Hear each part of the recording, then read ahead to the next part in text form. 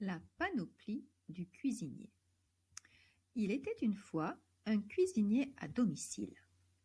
Il aimait son métier pour la part d'inattendus qu'il lui réservait.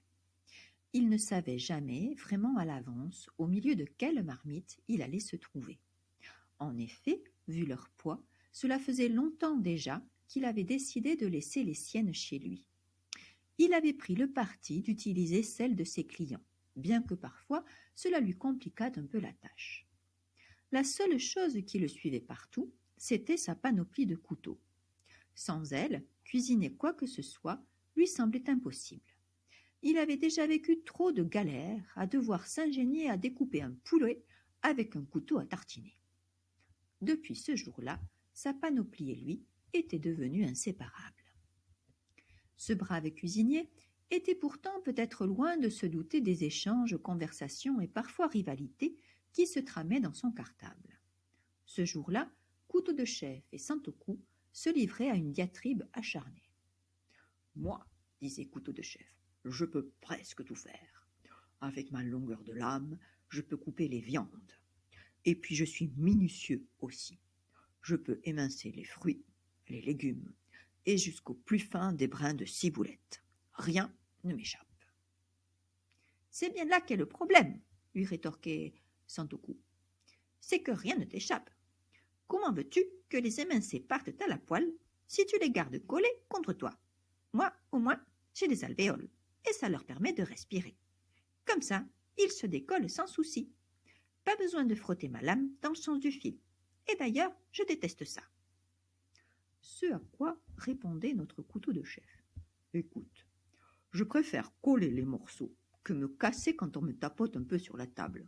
Toi, ta céramique, elle est bien trop fragile pour que tu exerces durablement dans le métier. » Les autres couteaux, sagement à leur place dans la panoplie, n'en pouvaient plus de ces ripostes et de ces tirs croisés. Feuille de boucher trépignait dans son coin. Elle marmonnait entre ses dents à destination de sa voisine. « Ah, ce sont des gringalets tous les deux. Regarde-les et regarde-moi. Moi, au moins, j'ai du poids. En un seul coin seul, que ce soit en vertical ou en horizontal, je suis capable d'en écraser plus qu'à eux deux réunis. Non, mais il ferait mieux de se regarder un peu. » À ces dires, le couteau d'office, ne voulant pas se faire l'avocat du diable, commença à inspecter sa propre anatomie. Il apprécia sa pointe bien acérée, examina sa lame, plutôt courte et juste aux bonnes dimensions pour être facilement logeable. Il suivit son fil, qu'il trouva lisse et bien aligné. Il avait aussi le dos bien droit et large à souhait. Sa soie filait jusqu'à l'intérieur de ses côtes, fermement tenue par des rivets solidement ancrés, et sa garde restait nette et propre. Il se dit, après ce tour de propriétaire relaxant et apaisant, « Ma foi, je me sens bien comme je suis. Mes qualités me conviennent et je suis heureux de pouvoir aider à la préparation du repas quand il y a besoin de moi. » Feuille de boucher, n'obtenant pas de réponse à sa droite, tenta d'écouter vers sa gauche. Évidemment, en bonne feuille de boucher qui se respecte, elle était un peu dure de la feuille. Elle n'entendait donc que des bribes de ce que racontait son voisin, couteau à désosser. Lui, il était fier de sa courbure et de sa lame, longue comme un bras qui atteignait tout ce qu'il voulait. En plus, la sinuosité de sa courbure lui permettait de s'adapter aux structures des squelettes. Il lui était ainsi aisé de discerner les schémas, les constructions, les armatures, avec un tranchant tout particulier. L'inconvénient pour lui, c'est que il faisait mettre de côté la chair, la pulpe, le jus, le sang, la vie, quoi, en somme. C'est pour cela qu'il avait du mal à être ou à se sentir apprécié, parce que depuis sa vue globale, il n'arrivait pas à partager le goût des enrobages, dont tant d'autres se gargarisaient. Il se mettait alors à rêver. Il se voyait bien en Mora Compagnon. C'était son idole adorée, favorite. Mora Compagnon était robuste, économique, ergonomique, pratique, solide, facile à aiguiser et de surcroît joli, avec une patine qui l'embellissait au fil du temps qui passe. Ça, au moins, c'était le top. Adieu l'oxydation et vive la vie en extérieur. Car Mora Compagnon était vraiment le meilleur pour l'air libre, la nature, la vie dans les bois. Ah, les bois! Pendant ce temps, Couteau de Chef et Santoku s'étaient tus. Il régnait à présent une atmosphère de silence dans les plis de cette panoplie en route vers une nouvelle cuisine. Santoku était devenu quelque peu nostalgique. Il se disait que s'il était resté près des fourneaux de ses ancêtres, il n'aurait peut-être pas vécu ces douloureuses sensations de discrimination. Mais Igo no Kami lui rappela dans sa rêverie que ses grands-parents sabres, bien trop tranchants et réputés pour l'irréversibilité de leur action, avaient fini par disparaître.